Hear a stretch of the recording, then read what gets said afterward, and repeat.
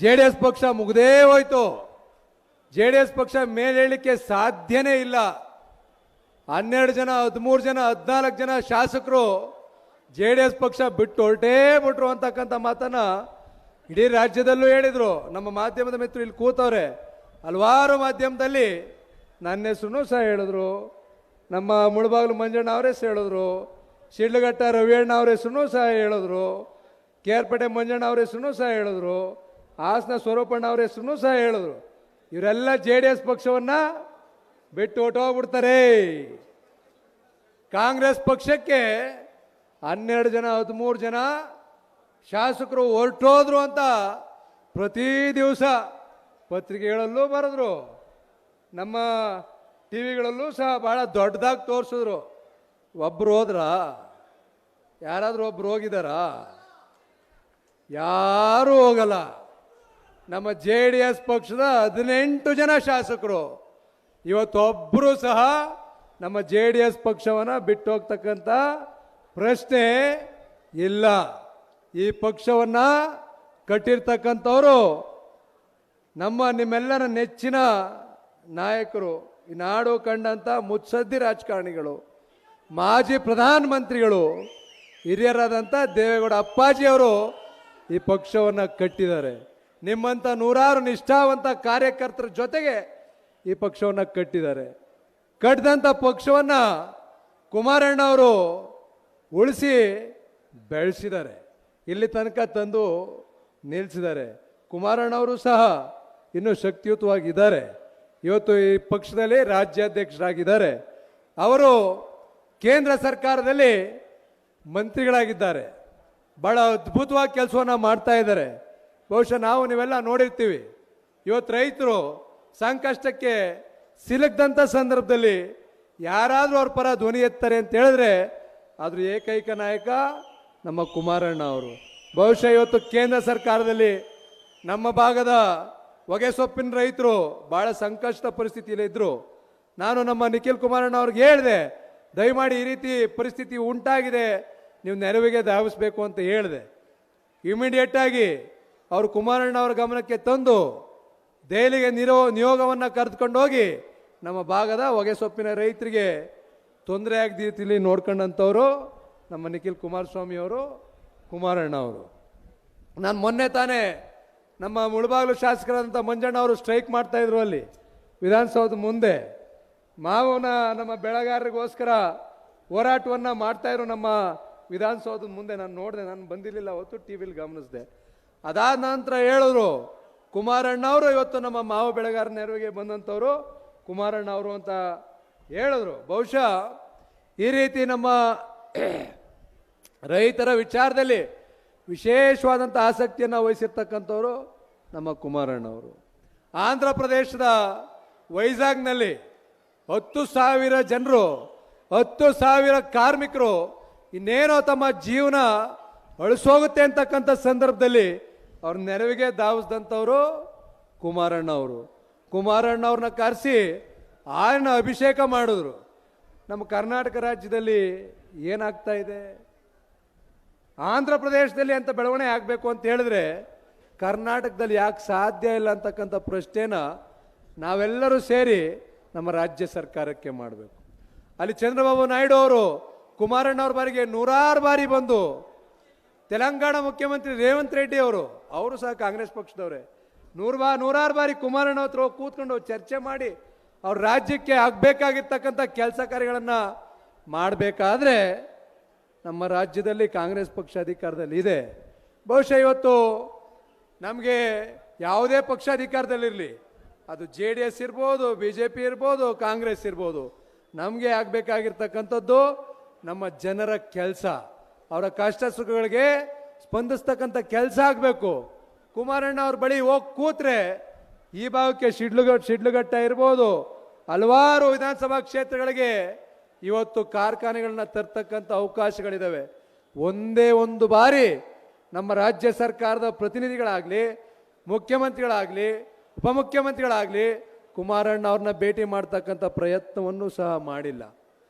ಈ ನಿಟ್ಟಿನಲ್ಲಿ ನಾನು ಹೇಳ್ತಕ್ಕಂಥದ್ದು ಇಷ್ಟೇ, ಕುಮಾರಣ್ಣ ಅವರು ಯಾವುದೇ ಕಷ್ಟ ಬರಲಿ, ನಮ್ಮ ರೈತರು ಇರಲಿ ಮತ್ತೊಬ್ರು ಇರಲಿ, ಅವರ ಕಷ್ಟ ಸುಖಗಳಿಗೆ ಸ್ಪಂದಿಸ್ತಕ್ಕಂಥ ಕೆಲಸವನ್ನು ಪ್ರಾಮಾಣಿಕವಾಗಿ ಕೇಂದ್ರ ಸರ್ಕಾರದಲ್ಲಿ ಇದ್ದು ಮಾಡ್ತಾ ಇದ್ದಾರೆ. ಅವರು ಕೇಂದ್ರ ಸರ್ಕಾರದಲ್ಲಿ ಬಹಳ ಬ್ಯುಸಿ ಇದ್ದಾರೆ.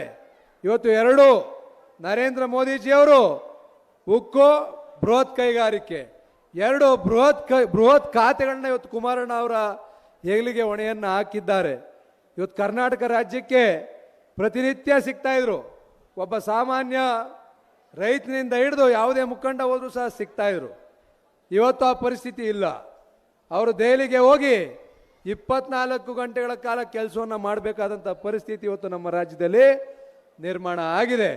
ಈ ಸಂದರ್ಭದಲ್ಲಿ ನಮ್ಮ JDS ಪಕ್ಷದ ಶಾಸಕರು, ನಮ್ಮ JDS ಪಕ್ಷದ ಮುಖಂಡರು, ನಮ್ಮ JDS ಪಕ್ಷದ ಕಾರ್ಯಕರ್ತರು ಯಾರ ಬಳಿಗೆ ಹೋಗಬೇಕು, ತಮ್ಮ ಕಷ್ಟ ಸುಖಗಳನ್ನು ಯಾರ ಬಳಿ ಹೇಳಬೇಕು ಅಂತಕ್ಕಂಥ ಪರಿಸ್ಥಿತಿ ಎದುರಾದಂಥ ಸಂದರ್ಭದಲ್ಲಿ ನಾವೆಲ್ಲ ಶಾಸಕ ಮಿತ್ರರು, ನಮ್ಮ ಮುಖಂಡರುಗಳು ಒಂದು ಮನವಿಯನ್ನು ಮಾಡಿದ್ವಿ.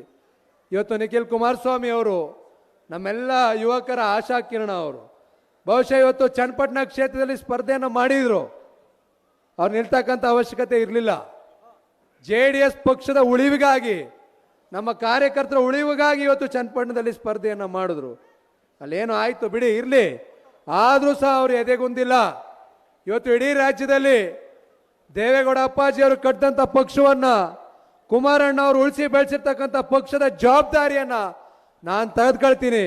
ನಮ್ಮ ಕಾರ್ಯಕರ್ತ ಜೊತೆಗೂಡಿ ಒಬ್ಬ ಸಾಮಾನ್ಯ ಕಾರ್ಯಕರ್ತನಾಗಿ ಇಡೀ ರಾಜ್ಯ ಸುತ್ತಿ ಮತ್ತೊಮ್ಮೆ 2028ರ ಚುನಾವಣೆಯಲ್ಲಿ NDA ಮೈತ್ರಿ ಪಕ್ಷದ ಸರ್ಕಾರವನ್ನು ಅಧಿಕಾರಕ್ಕೆ ತರ್ತೀವಿ, ಕುಮಾರಣ್ಣ ಅವರನ್ನ ಮುಖ್ಯಮಂತ್ರಿ ಮಾಡೇ ಮಾಡ್ತೀವಿ ಅಂತಕ್ಕಂಥ ಒಂದು ದೃಢವಾದಂಥ ಸಂಕಲ್ಪವನ್ನು ಇಟ್ಟು ಇವತ್ತು ಇಡೀ ರಾಜ್ಯವನ್ನು ಸುತ್ತಾ ಇದ್ದಾರೆ.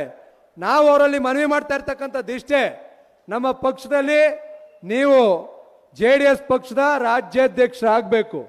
2028ಕ್ಕೆ ಕುಮಾರಣ್ಣ ಅವರು ಈ ರಾಜ್ಯದ ಮುಖ್ಯಮಂತ್ರಿ ಆಗಬೇಕು. ಅದಾದ ನಂತರ ಮುಂದೊಂದು ದಿನ ಅದೇ ಸ್ಥಾನದಲ್ಲಿ ನಿಮ್ಮನ್ನ ಕಾಣಬೇಕು ಅಂತಕ್ಕಂಥ ಬಹಳ ದೊಡ್ಡ ಆಸೆಯನ್ನ ನಾವು, ನಮ್ಮ ಶಾಸಕ ಮಿತ್ರರು, ನಮ್ಮ ಇಡೀ ಪಕ್ಷದ ಕಾರ್ಯಕರ್ತರು ಎಲ್ಲರೂ ಸಹ ಹೊಂದಿದ್ದೇವೆ. ನಾವೆಲ್ಲರೂ ಸಹ ನಿಮ್ಮ ಜೊತೆಗಿರ್ತೇವೆ. ಧೈರ್ಯವಾಗಿ ಮುನ್ನುಗ್ಗಿ. ನಾನಿವತ್ತು ನೋಡ್ತಾ ಇದ್ದೆ, ಶಿಡ್ಲಘಟ್ಟಕ್ಕೆ ಬಂದಂಥ ಸಂದರ್ಭದಲ್ಲಿ ಕಾರ್ಯಕರ್ತರು ಬಹಳ ಗಟ್ಟಿ ಇದ್ದಾರೆ. ಯಾವುದೇ ನಾಯಕರು ಸಹ ಇವತ್ತು ಏನೇ ಆಗಿದ್ರೂ ಸಹ ಇವತ್ತು ನಮ್ಮ JDS ಪಕ್ಷ ಇದು ಕಾರ್ಯಕರ್ತರ ಪಕ್ಷ. ಬಹಳ ಗಟ್ಟಿದ್ದಾರೆ ನಮ್ಮ ಕಾರ್ಯಕರ್ತರು. ಯಾವುದೇ ಸಂದರ್ಭದಲ್ಲೂ ಸಹ ಇವತ್ತು ನಿಮ್ಮ ಬೆನ್ನಿಗೆ ನಾವೆಲ್ಲರೂ ಸಹ ಇರ್ತೀವಿ.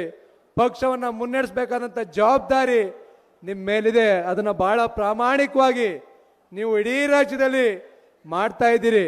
ಇವತ್ತು ಉತ್ತರ ಕರ್ನಾಟಕದಲ್ಲಿ ಬಹುಶಃ ನಾವು ಕಾರ್ಯಕ್ರಮಗಳನ್ನು ನೋಡ್ತಾ ಇದ್ದೇವೆ. ಬಹಳ ಉತ್ತಮವಾಗಿ ನಮ್ಮ ಕಾರ್ಯಕರ್ತರು ಇವತ್ತು JDS ಪಕ್ಷವನ್ನು ಸಂಘಟನೆ ಮಾಡಬೇಕು, ನೀವು ನಮ್ಮ ಜೊತೆಗೆ ಬರಬೇಕು, ಪಕ್ಷದ ನಾಯಕತ್ವವನ್ನು ವಹಿಸಬೇಕು ಅಂತಕ್ಕಂಥ. ಆಯ್ತು, ಟೈಮ್ ಹೊಟ್ಟೆ ಹಸಿತೈತೆ ಅಂತ ಕೇಳಿದೆ. ಎಲ್ಲ ಊಟ ಮಾಡೋರೆ ಅಂತ ಅಂದ್ರು, ಅದಕ್ಕೆ ಮಾತಾಡ್ತಾ ಇದ್ದೀನಿ. ಆಯ್ತು, 5 ನಿಮಿಷ ಮುಗಿಸ್ಬಿಡ್ತೀನಿ. ಆದ್ರಿಂದ ನಾನು ಹೇಳ್ತಾ ಇರ್ತಕ್ಕಂಥದ್ದು ಇಷ್ಟೇ, ನಿಮ್ಮ ಜೊತೆಗೆ ನಾವೆಲ್ಲ ಇರ್ತೀವಿ.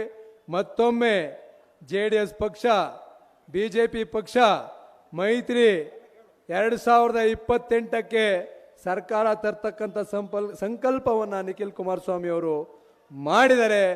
ಅವರ ಬೆನ್ನೆಲುಬಾಗಿ ನಾವೆಲ್ಲರೂ ಸಹ ಇರ್ತೀವಿ.